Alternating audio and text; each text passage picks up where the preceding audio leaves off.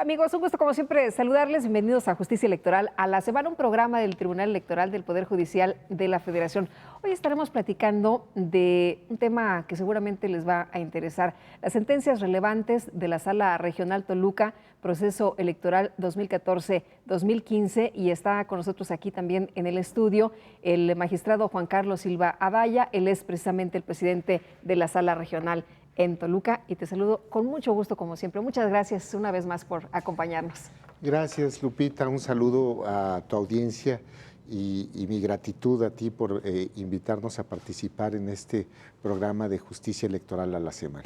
Queremos conocer cómo les fue en el pasado proceso electoral, en qué momento estamos ahora, cómo van los asuntos y qué tal, cómo la pasaron, cómo la vivieron.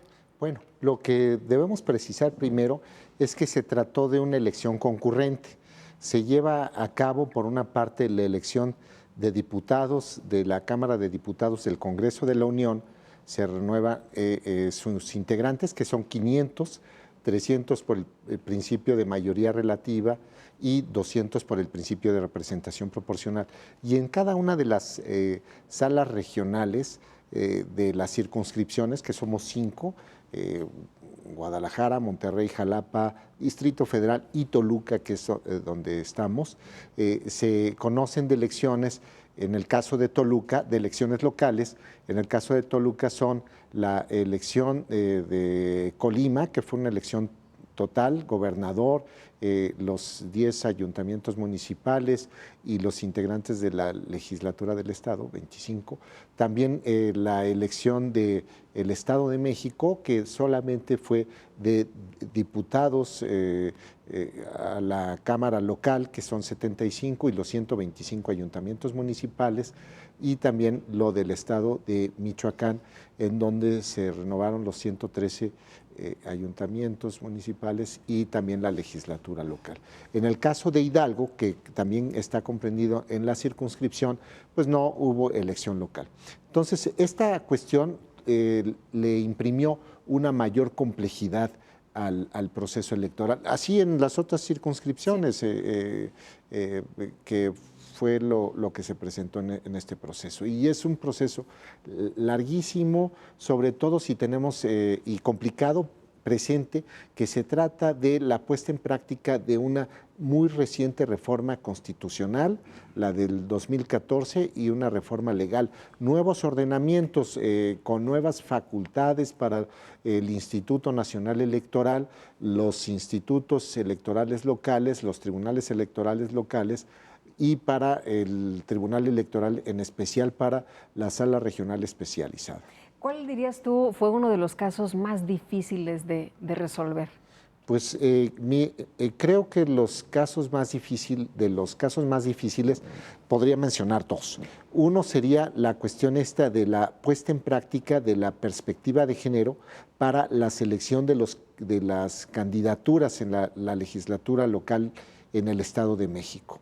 Resulta que tenemos una ley general de partidos políticos y una ley general de instituciones y procedimientos electorales que resulta aplicable también para los procesos electorales locales. Y aquí se maneja lo que se conoce como la cuestión de la perspectiva de género en el sentido vertical, es decir, la conformación de las listas de diputados de representación proporcional de manera alternada.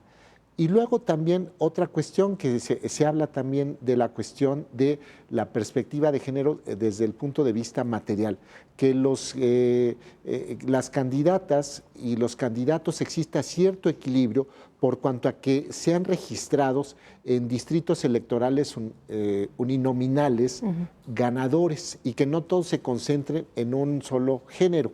Entonces, esta cuestión que implica hacer remembranza del pasado proceso electoral significaba, pues bueno, que había que revisar que se diera ese equilibrio, esa equidad en cuanto a la participación. Se utilizó un criterio que se estableció por el Consejo General del Instituto Nacional Electoral en el sentido de que se dividían las listas en 3 segmentos: los de alta votación para un partido político, los de media y los de baja. Y entonces era necesario asegurar que los partidos políticos tuvieran una distribución más o menos equilibrada. Y había algunas fuerzas políticas que, por ejemplo, no observaban esto y ponían a un género, las mujeres, en los sectores de bajo y medio, y en los de alta favorecían más a los hombres. Qué chistositos. Pero esto ya no se puede, ¿no? Ustedes han tomado cartas en el asunto. Efectivamente, los tribunales electorales, la sala superior, las salas regionales, intervenimos solo a partir de que se presentan los medios de impugnación. Entonces, el mensaje que podríamos dar es no inhibirse, y cualquier cuestión que no nos parezca justa, vamos a hablar de un sentido intuitivo de la justicia, igual, en donde se respeta la libertad, la seguridad jurídica. Las ciudadanas, los ciudadanos, las aspirantes, los aspirantes, los candidatos, las candidatas, los partidos políticos deben confiar en esa intuición e impugnar. Claro. Y somos nosotros en ese momento cuando nos dan la posibilidad de intervenir, revisando los agravios, viendo qué es lo que deriva de la Constitución federal, de los tratados internacionales, la Constitución local, las leyes generales nacionales, vamos a señalarlo de esa forma, y la legislación local, y resolvemos el asunto. Y fue a partir de esto que se pudo resolver estos asuntos, me parece que de una forma positiva. Dos estados dentro de esta sala regional, en el caso de Colima y en el caso del estado de Michoacán, pues estados donde había mucha efervescencia, donde la situación pues en momentos parecía muy complicada, al igual que el Estado de México, ¿no? Que también tuvo lo suyo. Platícanos, ahí ¿cuáles fueron los casos importantes? Por ejemplo, en el caso de Colima, que hubo, como ya lo mencionabas, esta elección para gobernador, ¿ahí qué fue lo que determina? ¿Cuáles casos les llegan? ¿Cuáles casos resuelven? Y uno pudiera pensar que a ustedes les corresponde el resolver pues esta cuestión que se dio de la diferencia tan poca, tan cerca, ¿no? de uno y otro de los contendientes, en el caso del PAN y del PRI. ¿Cuáles les toca resolver a ustedes? Eso de gobernador me parece que no, ¿verdad? Es cierto, nosotros conocemos de elecciones de diputados y senadores federales, sí, en las cuestiones que tienen que ver mayoría fundamentalmente. Y lo de representación proporcional, lo que es la asignación, le corresponde a la sala superior. Y en lo que corresponde a las elecciones locales, donde se elige gobernador, diputados a los congresos locales y los ayuntamientos municipales, presidentes, síndicos, regidores, hay una división. Gubernaturas a la sala superior, pero primero tiene que pasar por la instancia local. Esto es lo que se conoce como el principio de definitividad. Los tribunales locales conocen de todo lo que se realiza en la elección de los cargos en la entidad federativa de que se trate. Y ya una vez que se agote esa instancia local, ya se pueden acudir a la instancia, vamos a señalarlo de esta forma, nacional, que es el Tribunal Electoral del Poder Judicial de la Federación. Gobernadores, sala superior. Y lo que corresponde a ayuntamientos municipales y legislaturas locales, salas regionales. Debo destacar que, por ejemplo, se puede presentar alguna circunstancia en donde las cuestiones de los ayuntamientos municipales tienen una complejidad mayor, o las diputaciones en las entidades federativas. Pensemos en el caso de las diputaciones, porque puede implicar, por ejemplo, la mayoría para un partido político. Entonces, la decisión sobre cómo se aplica la fórmula en las diputaciones de representación proporcional, o un triunfo en algún distrito electoral uninominal para la legislatura local, puede ser muy importante. O luego, por ejemplo, hay casos de ayuntamientos municipales, mencionemos el caso de Ecatepec, o varios de la zona conurbada del Distrito Federal, que inclusive pueden tener un padrón electoral mayor que algunas entidades federativas, como sería el caso de Colima, es el caso de Ecatepec. Sí. Entonces, resolver estos aspectos no solamente resulta importante porque son las cuestiones domésticas, a veces lo que más nos llega, lo que más nos da injerencia, pues es la cuestión familiar, ¿no? Pensemos algún conflicto con la esposa, el esposo, los hijos, etcétera. Y es una situación más o menos similar. En ese sentido, creo que la trascendencia, la relevancia de la actividad que se realiza por los tribunales locales y las salas regionales, en ese sentido es muy importante. Ahora, en el caso de Michoacán, ahí cómo se vivió también la situación, tengo entendido que es de los estados donde más casos tuvieron que resolver ustedes. Sí, en efecto. Bueno, primero, ya resolvimos lo federal. Esto se agotó el 3 de agosto, que fue cuando tuvimos ese plazo. En la Sala Regional Toluca se presentaron 104 juicios de inconformidad relacionados con las elecciones de diputados. Y es la situación de que, por ejemplo, ha habido elecciones muy cerradas. Charo, por ejemplo, 11 votos. O en lo mismo que ocurre en el caso de Colima en la elección de gobernador, que no vamos a conocer nosotros, pero así, por ejemplo, en los distritos electorales o en los ayuntamientos municipales. Que estuvo reñidísimo, ¿no? Muy cerrado. Están las cuestiones así, 33 de pronóstico votos, reservado, mucha emoción también por eso, ¿no? Mucha pasión. Sí, 33 votos. Es que 11 votos, 33 votos. 60 y tantos. Basta con anular una casilla o un par de casillas y se da lo que se conoce como el cambio de ganador. Entonces, esto no significa que las elecciones donde existen diferencias cerradas sean las elecciones más cuestionables, débiles, o que su legalidad, su constitucionalidad resulta dudosa. No. Porque hay que pensar que tanto el partido que queda en primer lugar como el que queda en segundo y los demás tienen votos abajo de esos que establecen esa pequeña diferencia, que de lo que se trata es revisar a raíz de los agravios si efectivamente se realizó en forma adecuada, es decir, que se cumplieron los principios constitucionales, que sea una elección auténtica, libre, voto libre, secreto, personal, intransferible, universal, que se respete la equidad en el acceso a los medios de comunicación, en el financiamiento, etcétera. Y entonces, eso es por una parte. También debemos agregar algo. Hay ciertos ayuntamientos, y digo, casos muy localizados en el estado de Michoacán, muy localizados, creo que son los menos, en donde hay un contexto complicado. Pensemos, por ejemplo, de la cuestión esta de las autodefensas o situaciones también del crimen organizado. Y lo menciono porque son aspectos que se vienen destacando en los medios de impugnación. No es una cuestión especulativa, sino más bien que hacen valer. Es real y está asentado, ¿no? Ella está asentado. Y tuvimos, por ejemplo, el caso de Aquila, el ayuntamiento de Aquila, en donde se dio una situación donde había un problema con paquetes electorales y no se sabía cuál era el paradero de los paquetes electorales. Esto fue determinado en función de que no se consideraron esos paquetes electorales y un partido político exhibía las copias autógrafas de las actas de escrutinio y cómputo y no era posible contabilizarlos porque tampoco existía una justificación para que poseyera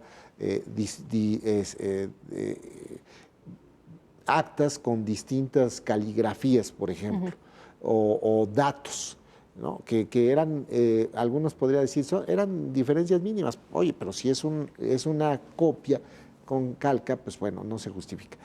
Hubo otro caso en el municipio de San Lucas, también en Michoacán, donde también se dio un problema en la cuestión del traslado de los paquetes, la apertura, y después de que se abren los paquetes aparecen modificaciones en donde solamente un partido político tiene un alto número de votos nulos.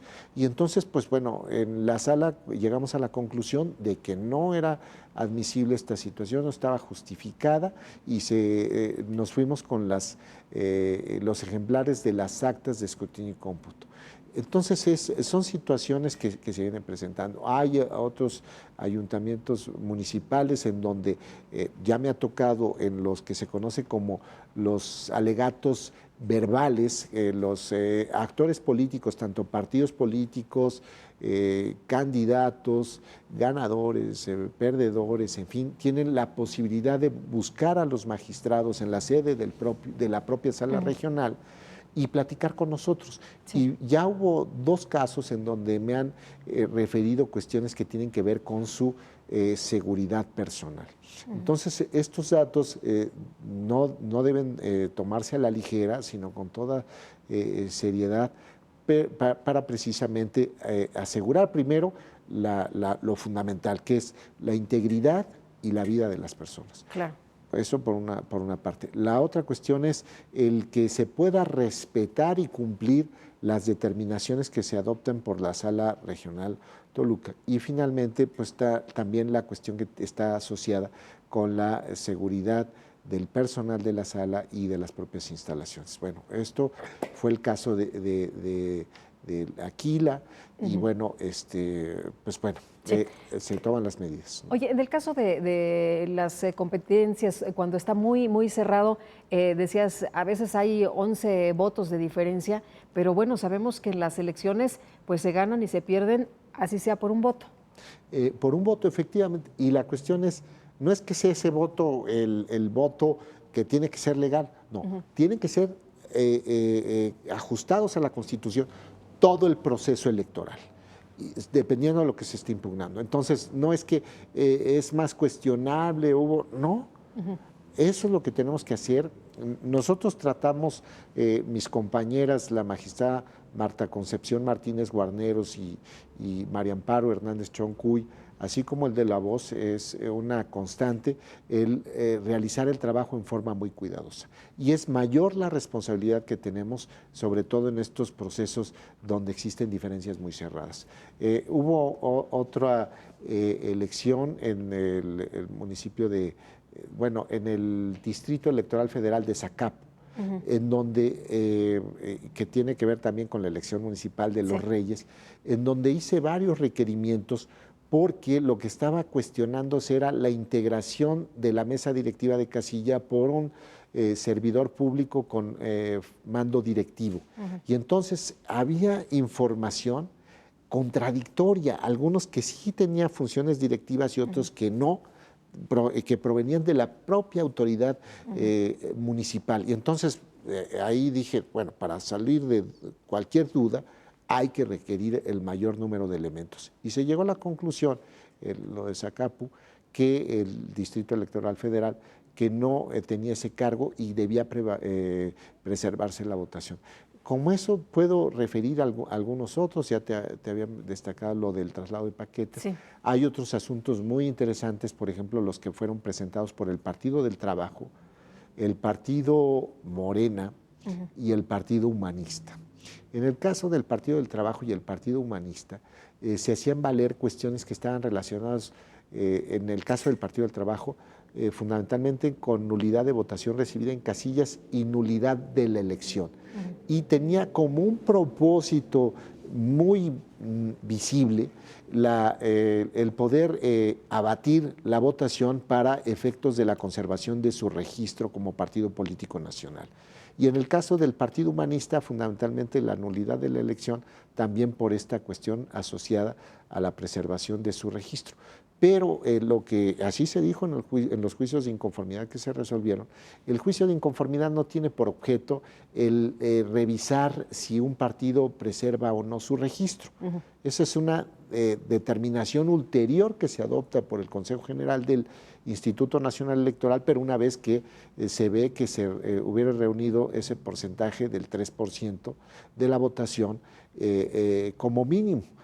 Y no es resultado del juicio de inconformidad. En el juicio de inconformidad se ve error aritmético, nulidad de elección, nulidad de votación recibida en casillas, cuestiones de inelegibilidad. Oye, para los que piensan que no se hace nada, ahí está toda la información, ¿no? El trabajo que se hace, que es muy intenso. Sí, en efecto. Pero bueno, nosotros estamos acostumbrados a esto. Pues yo tengo 22 años en el Tribunal Electoral desde que era Tribunal Federal Electoral y han sido jornadas siempre muy intensas. Estamos acostumbrados. Pues es lo acostumbrado, ¿no? Sí. Es lo que siempre se presenta. Se presenta, y no solamente durante los procesos, inclusive antes está la cuestión de informes de ordinarios de los partidos políticos, situaciones relacionadas con la integración de autoridades electorales locales en las entidades federativas, que sería, por ejemplo, los institutos y los tribunales, y eso ocurre mucho antes de que inicie el proceso electoral. En la sala regional, decía, hubo 104 juicios de inconformidades, ya se resolvieron, más de medio millar de juicios para la protección de los derechos político-electorales del ciudadano y cerca de 200 juicios de revisión constitucional electoral, entre otros. Y además conocemos de asuntos laborales y que también fue un alto porcentaje. Otras cuestiones que también se ven, por ejemplo, lo que tiene que ver con constitución de partidos políticos, la cuestión esta de la designación de los capacitadores y supervisores electorales, la revisión de los padrones de los partidos políticos, las cuestiones de credenciales de elector o inclusiones en la lista nominal de electores. En fin, es una cuestión muy, muy amplia de asuntos que se pueden ver ante las instancias electorales.